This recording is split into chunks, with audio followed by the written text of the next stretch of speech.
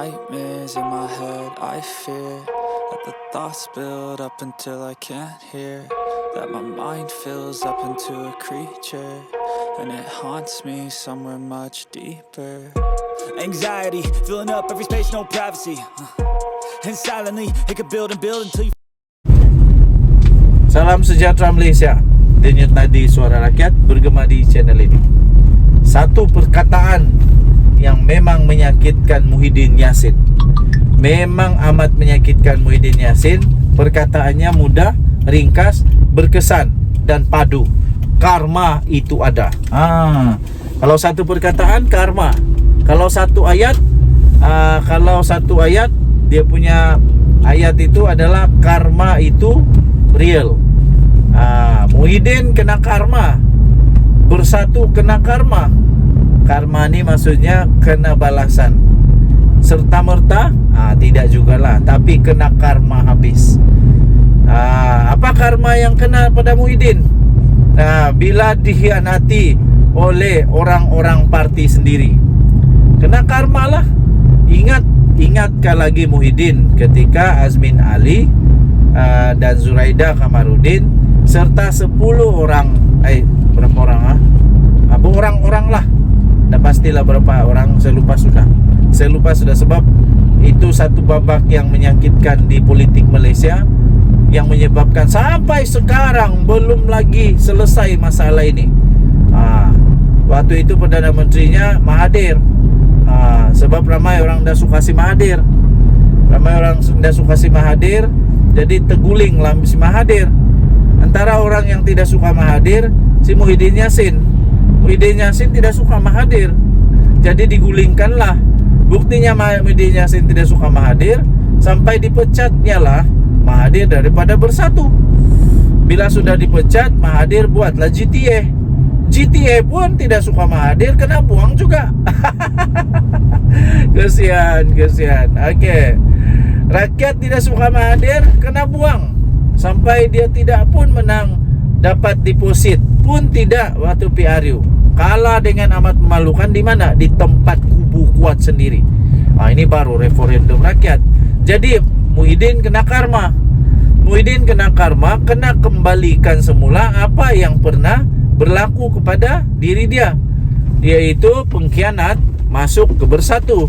Sekarang hero rakyat. Ini bukan pengkhianat, ini hero rakyat. Hero rakyat membuat keputusan untuk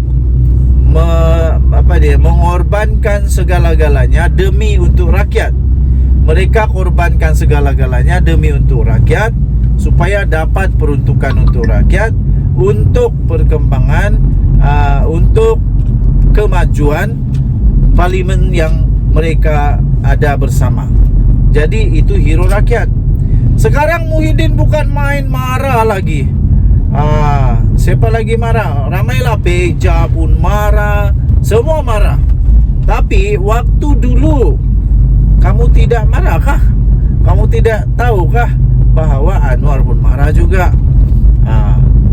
PKR pun marah juga, Amanah pun marah juga, Pakatan Harapan marah, DAP marah, semua marah lah. Rakyat pun marah juga. Kenapa tidak marah? Sebab itu penyebab sampai sekarang politik Malaysia belum lagi stabil. Sekarang orang memang tak faham bahasa lah. Sampai Agung sendiri kata perlu ada kestabilan politik. Tapi orang-orang politik ini tak juga faham-faham. Hadi Awang dah juga faham-faham, mau juga tetap pujuk supaya ada MP daripada UMNO, daripada Kerajaan Perpaduan yang sedia untuk tumbangkan lagi kerajaan ini.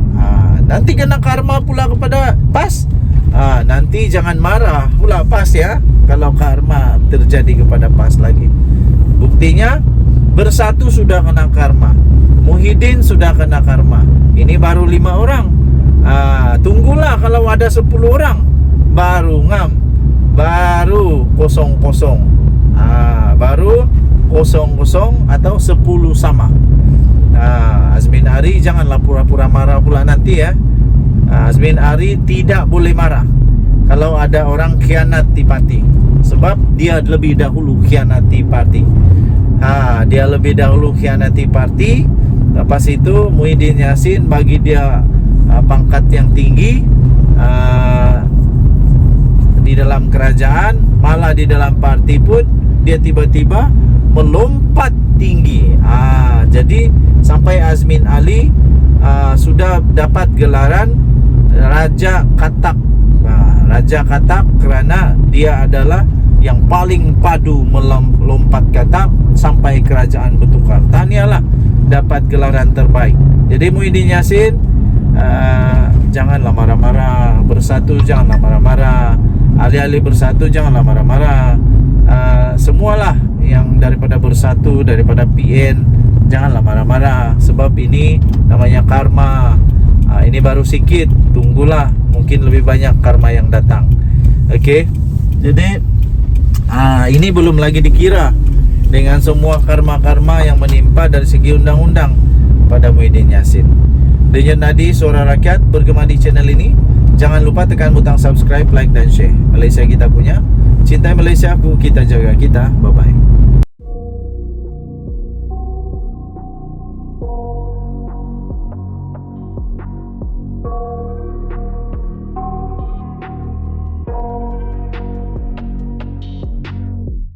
I got nightmares in my head, I fear that the thoughts build up until I can't hear, that my mind fills up into a creature, and it haunts me somewhere much deeper.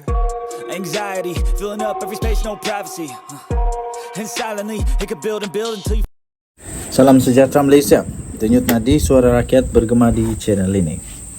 Okey, ramai orang menjangkakan bahawa Hadi Awang bakal akan mengumumkan perkara yang penting dalam masa terdekat. Tetapi yang menjadi persoalan, apakah pengumuman yang bakal dia akan umumkan pada masa yang terdekat? Kita tahu Samsuri sekarang ini sudah diwar-warkan, sudah menjadi viral bahawa beliau adalah masa depan baru untuk PAS, dan beliau juga dikatakan adalah Perdana Menteri untuk PAS. Sekiranya PAS berjaya mengambil alih kepimpinan di Putrajaya, jadi senang cerita ialah kita dapat buat kesimpulan pendek, rasanya mungkin perkara ini terjadi, iaitu Hadi Awang mungkin bakal akan mengumumkan bahawa dia akan bersara dari politik dan menyerahkan kepimpinan beliau sebagai Presiden PAS, bos PAS yang sudah lama menjadi bos PAS, kepada Samsuri, Menteri Besar Terengganu ini. Tidak mustahil ini berlaku, kerana agak pelik juga kalau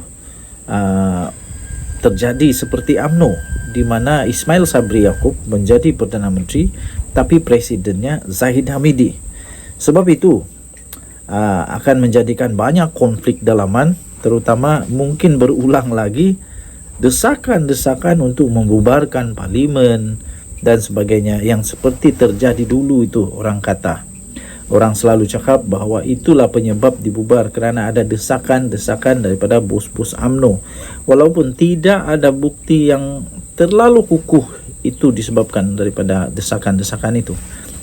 Okey, jadi berbalik semula kepada Hadi Awang dan juga Samsuri.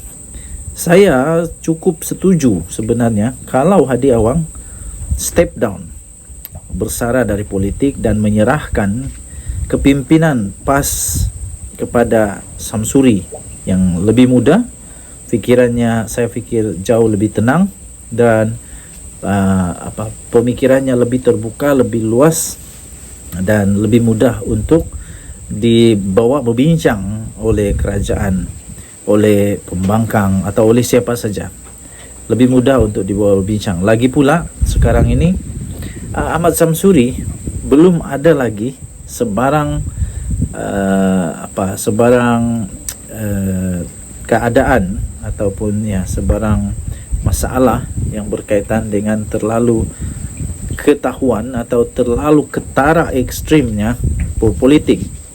Jadi saya fikir Hadi Awang baguslah kalau dia betul-betul mengumumkan nanti bahawa dia nak bersara dan dia serahkan kepimpinan kepada Samsuri. Ini akan membuatkan politik negara akan reshape. Saya fikir akan ada banyak perubahan ketara dari segi kepimpinan, dari segi cara pandang pembangkang, cara berbincang pembangkang. Malah kalau betul pas Samsuri jadi Perdana Menteri, saya fikir akan jauh lebih berbeza daripada cara pentadbiran Hadi Awang. Jadi tidaklah sesuai kalau Hadi Awang masih bos PAS tetapi Perdana Menterinya pula bukan bos. Sebab itu akan banyak konflik dalaman terjadi. Jadi kalau memang betul seperti yang diwar-warkan, seperti yang diteka-teka, seperti yang dijangka oleh ramai pemerhati politik, yaitu Hadi Awang patutlah untuk melepaskan jawatannya dan membiarkan ada tampuk kepimpinan baru, terutamanya kalau mereka memang mahu supaya Samsuri jadi Perdana Menteri. Saya fikir supaya tidak ada konflik dalaman, tidak ada kelainan pendapat, tidak ada perselisihan pendapat, lebih baik Hadi Awang letak jawatan. Begitu juga dengan yang lain-lain tu, kepimpinan lebih baik tukarlah dengan yang sesuai, yang ngam, yang ada chemistry dengan Menteri Besar Terengganu ini yang baru menang. Okey, so rasanya boleh diagak apa akan terjadi di dalam PAS. Boleh diagak bahawa kemungkinan dan hanya spekulasi saja, kemungkinan adanya perubahan kepimpinan, dan kita menyambut baik sekiranya memang ada perubahan dalam kepimpinan. Dan kita berharap sekiranya Samsuri benar-benar menjadi calon Perdana Menteri, kita mohon supaya beliau dapat mengubah sentimen, paradigma dan stigma masyarakat kepada PAS, supaya PAS lebih mudah untuk diterima, tidak dilabel sebagai parti ekstrim dan macam-macam lagi lah label-label yang diberikan kepada mereka yang dilihat oleh ramai pihak lah. Jadi harap-harap kalau memang betul Hadi Awang akan meletak jawatan, Samsuri dapat membuat satu pembaharuan, reshape semula PAS, reshape semula Perikatan Nasional. Tahniah diucapkan kepada Samsuri yang telah menang di PRK Kemaman. Denyut nadi suara rakyat bergema di channel ini. Bye-bye.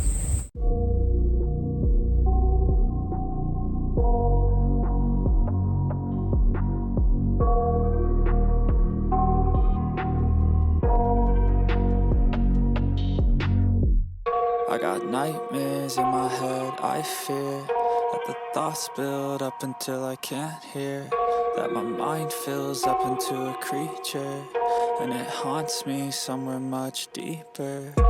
Anxiety, filling up every space, no privacy.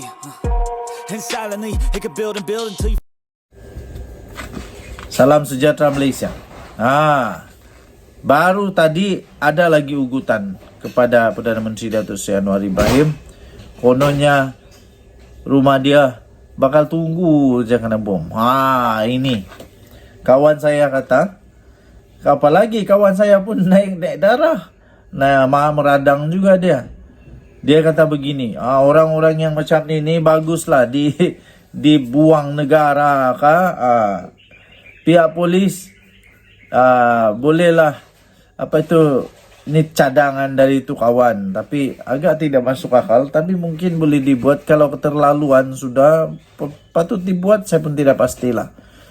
Sila berikan komen kamu.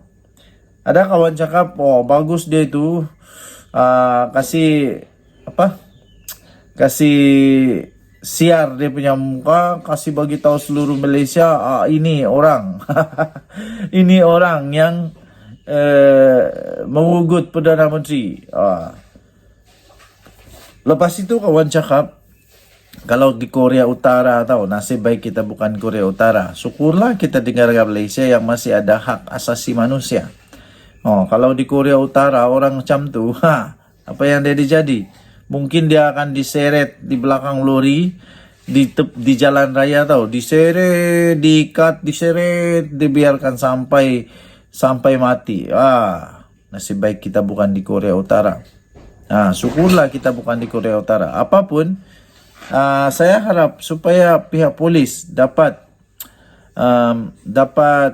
mengambil tindakan sewajarnya, untuk orang ini menurut perlembagaan lunas-lunas undang-undang kita, menurut semua undang-undang sedia ada. Ialah kita kena jaga hak mereka juga sebagai manusia, rakyat di Malaysia. Mereka belum bersalah selagi belum dibuktikan bersalah. Tapi perbuatan-perbuatan sebegini harus dihentikan. Harus dihentikan segera. Ada juga kawan-kawan cakap buang negara sajalah. Seperti yang awal cakap tadi, bukan senang-senang buang negara. Bukan senang-senang buang negara. Tapi mungkin cukuplah untuk kasih dulu pengajaran, denda, kasih masuk penjara kah, kasih masuk jail kah. Lepas tu kalau dia penjawat awam, bagi dia pengajaran sikit, boleh kasih gugurlah dia daripada kerja kah, biar dia tahu. Sebab mengugut ini jenayah. Jadi kalau kena penjara, kena denda, gelap masa depan, baru mau menyesal pun tiada guna sudah. Selepas ini muncul lagi pula, kata Anwar zalim lah, kata Anwar itulah, inilah. Saya bukan penyokong Datuk Seri Anwar Ibrahim, bukan. Saya tak pernah undi Anwar Ibrahim. Saya beritahu terus terang, saya tidak pernah undi Perdana Menteri Datuk Seri Anwar Ibrahim pada PRU kah, PRN kah, PRK kan, tidak pernah. Saya tidak pernah undi dia. Kenapa saya tidak pernah undi dia? Sebab dia tidak pernah bertanding di tempat kami. Jadi saya tidak pernah undi dia. Tapi saya tetap tidak suka, saya tetap tidak sokong, dan saya tetap mengecam kepada tindakan-tindakan pelaku-pelaku begini nih. Okey? Tinggalkan komen anda. Harap-harap lepas ini jangan lagi ada orang-orang yang tidak cukup otak, ataupun yang masuk angin di otak kah, atau penuh ayak ke dalam otak kah. Itu yang masalah. Okey, kita biarkan polis Diraja Malaysia untuk melaksanakan tugas mereka. Bye-bye. Salam sejahtera Malaysia. Denyut nadi suara rakyat bergema channel ini. Pagi-pagi ini saya terkejut bila dapat berita daripada Harapan Daily menyatakan ada seorang lelaki yang saya fikir otak dia masuk angin ataupun masuk air, ataupun dia ini memang tak ada otak, atau apa istilah dia, otak udang kah, atau otak di lutut kah, saya pun tidak tahulah. Tapi menurut tangkap layar yang diterima, yang baru saya nampak di Harapan Daily ini, ada seorang lelaki ni, dia telah mengeluarkan kata-kata ugutan kepada Perdana Menteri Datuk Seri Anwar Ibrahim. Dia kata semua rakyat Malaysia dah benci dengan Anwar, nak tunggu kena bom lah dia punya rumah. Aduh. Otak letak di mana ni? Letak di lutut kah, atau letak di mana? Pertama sekali, ayat dia pun sudah salah. Bukan semua rakyat di Malaysia benci dengan Anwar Ibrahim. Bukan semua rakyat di Malaysia benci dengan Hadi Awang. Bukan semua rakyat di Malaysia benci dengan Muhyiddin. Bukan semua rakyat di Malaysia benci Mahathir. Bukan semua rakyat Malaysia benci Zahid Hamidi. Bukan semua. Ada juga rakyat Malaysia yang masih lagi menghargai mereka. Dan kerana bukan semua bukan majority ya, bukan majority. Buktinya Datuk Seri Anwar Ibrahim dia dapat majority jadi Perdana Menteri. Alamak, itu pun tidak dapat pikirkah? Otak simpan di mana saya pun tidak tahulah. Seterusnya, paci-paci, maci-maci, nenek-nenek, atuk-atuk, datuk-datuk di rumah, di kampung, dimanapun Anda berada, sebelum buat apa-apa pikir dulu. Sekarang lelaki ini pasti sudah dalam masalah besar. Tak lama lagi, saya boleh confirm tak lama lagi kalau ada laporan polis dibuat, tak lama lagi dia akan kena angkut lah. Sudah kena angkut lepas ini, baru tahu dunia ini besar ke kecil. Okey, walaupun begitu, lelaki itu berkata, dia punya akaun kena godam. Akaun dia kena godam. Tapi nanti polis tahulah sesat. Akaun kena godam atau otak yang kena godam. Yang saya tidak faham, kenapa orang benci sangat? Kenapa orang benci sangat dengan Perdana Menteri Datuk Seri Anwar Ibrahim?